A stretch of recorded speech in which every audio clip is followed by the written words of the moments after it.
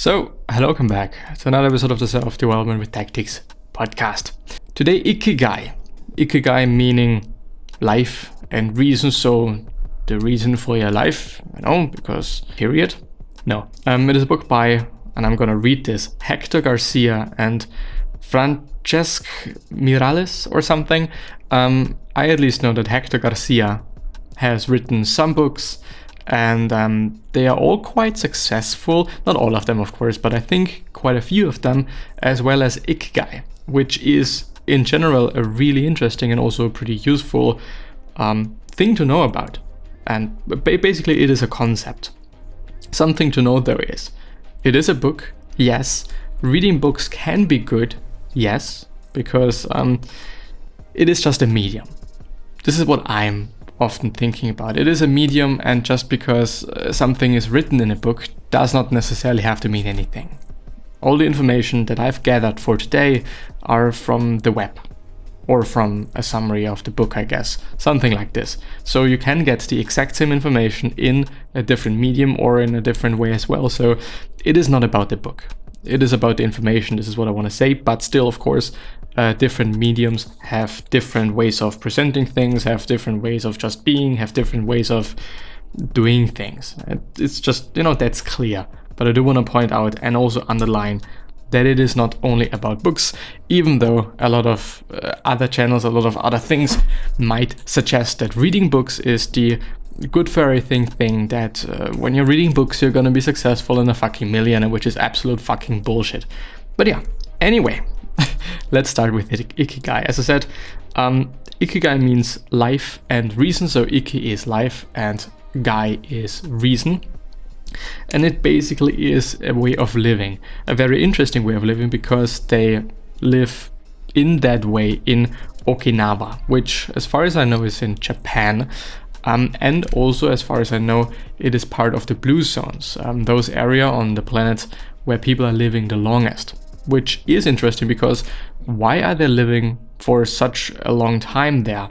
I think kind of the, medium life expectancy for males is like 80 or something, 89. And for females it is a bit more. Maybe I can find it on, I actually want to say their website, but it's definitely not fucking their website. The Okinawa island, by the way. And I'm going to show you that so that you can also see where this is and how things are.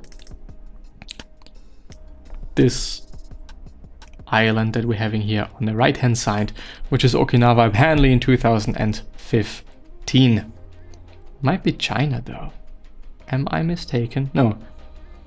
It is the smallest and least populated of the 5 main islands of Japan.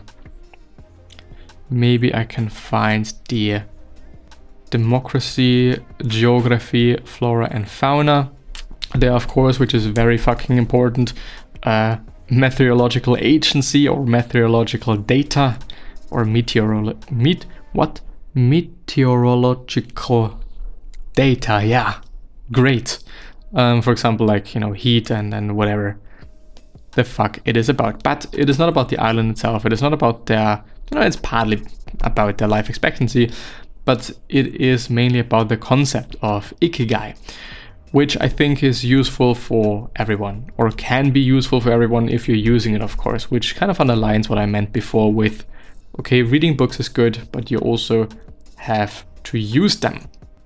Because if you're not using them, it is just plainly good for nothing, quite. So the whole thing of Ikigai is doing a few things, doing something that I love, doing something and actually figuring out those things, something that I am good at, something that the world needs, and also something I get paid for.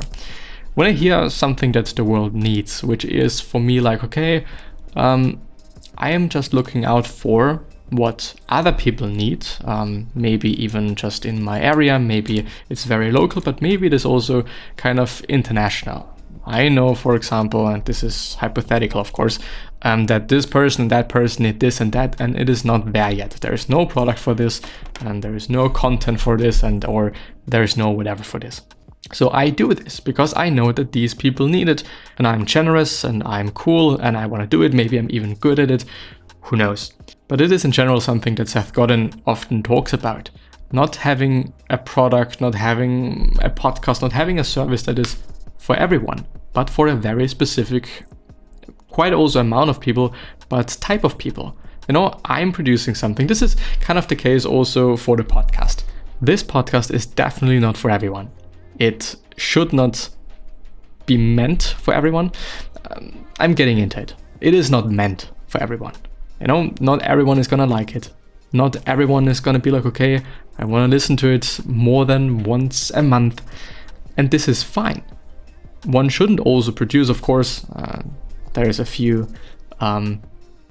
details there, but it makes more sense to produce something for a set amount of people where you know that they are gonna love the product, that they are gonna love the service. And you also know their needs, you know what they want, you know their price range, you know what they can afford, and so on and so forth.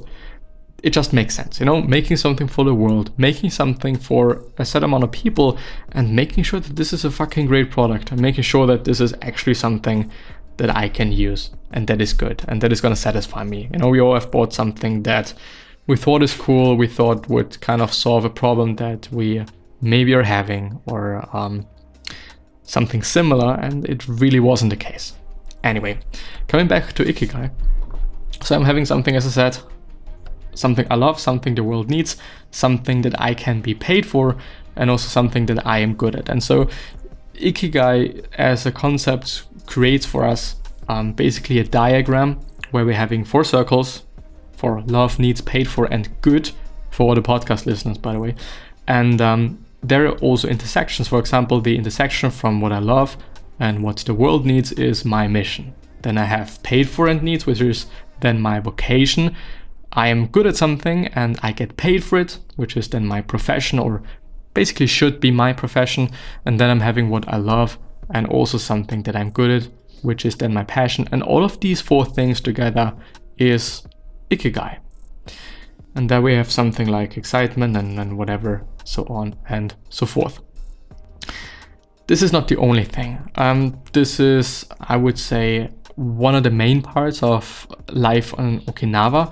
But there are also other things, which is quite interesting because a lot of things have, they have something to do, and it really makes sense that people are living there for quite some time, and that life expectancies are way better than in Europe or just North America or other highly populated areas. Being a bit slower. Also diet, like being a bit more relaxed. There's also a diagram I found there.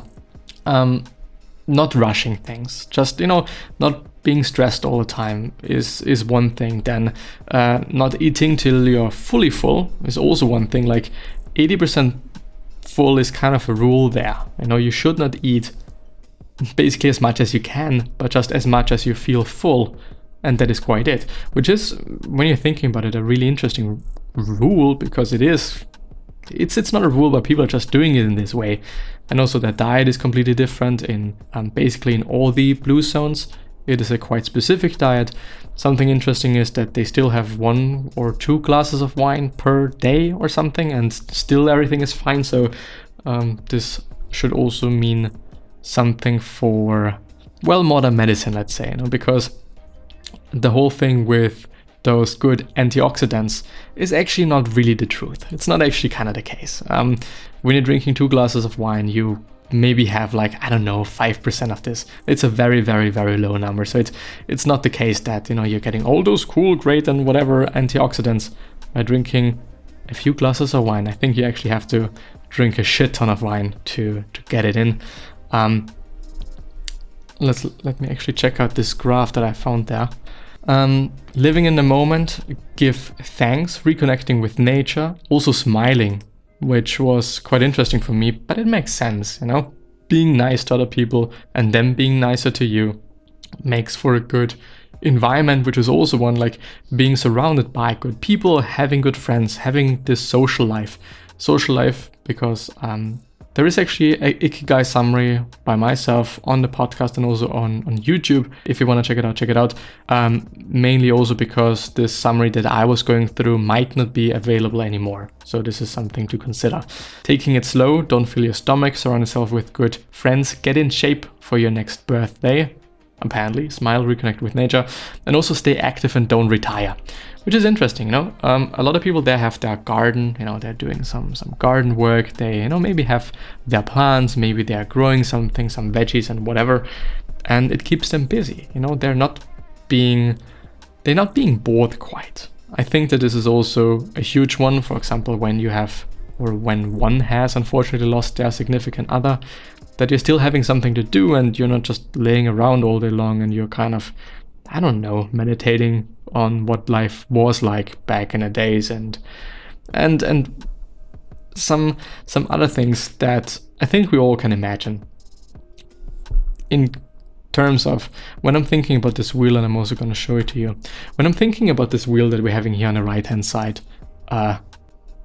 it kind of makes sense that this is good for you, and it kind of also makes sense that life expectancy once again, and also the lives of so many in where I'm living and probably in many more areas is not that amazing and could actually be way better, because taking it slow is definitely not something that we are doing.